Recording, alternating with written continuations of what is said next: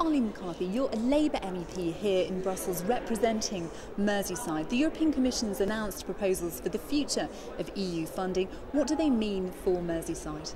Well, we've worked very long and hard up to this point of the announcement. We've been working in committee since we were elected in June 2009 to make sure that Merseyside holds on to European funding. And that wasn't obvious because, of course, we didn't meet the criteria to be an Objective 1 region. And that's why we came up with the idea that those areas that we call transition regions that are coming out of Objective 1 but are not still fit enough to manage without European funding should fall into a new category. And so we now have this new category, the new transition funding that will be, and again that's for regions that have between 75% to 90% GDP, and we fall into that because we're around 82-83% at the moment. So we're very pleased that the Commission has accepted our campaigning and lobbying. The rules are now set, so we're now going to look at what that means for us in terms of money, but certainly we will be getting from 2014 to 2020 hundreds of millions of pounds worth of funding into the region. And I have to say it's vital to us now, since we've seen the government cuts have fallen very hard on Liverpool and the North West. We've had about 18% of cuts, more than any other region. Of course, this money is not 100% funding, and therefore we will be battling with the government to make sure that we get the match funding.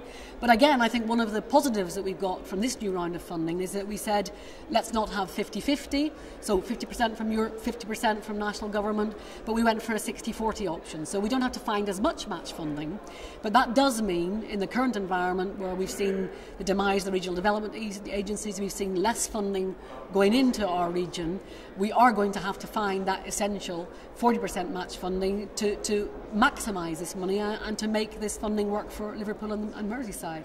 I mean, do you still have concerns that in fact it might still be very difficult to find the match funding for projects in order to be able to draw down this European money?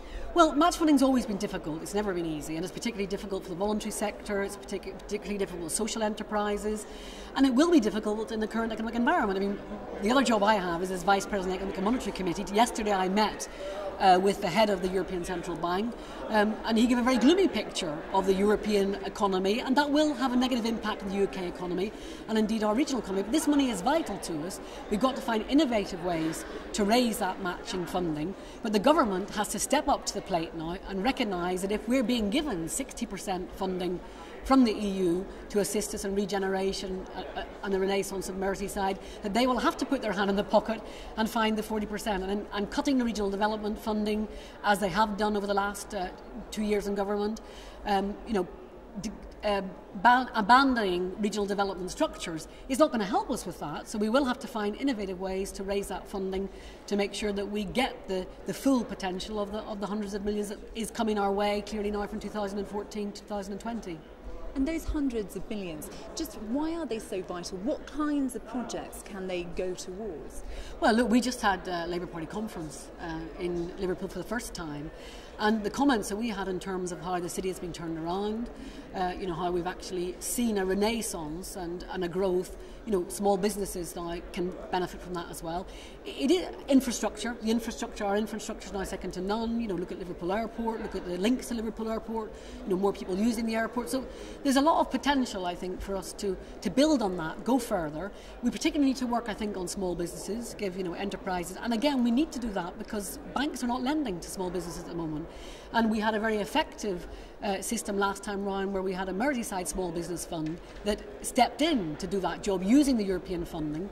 So, I think really we've got great potential here, great opportunities, but we will need the match funding to do that, and I think we will see, Merseyside go from strength to strength. And of course, what we are hoping for is that in 2020 that we will come off the regional life support machine because we are a region with high GDP, higher employment, and our students not leaving Merseyside to go and work in the southeast of London but staying there because the jobs are in Merseyside.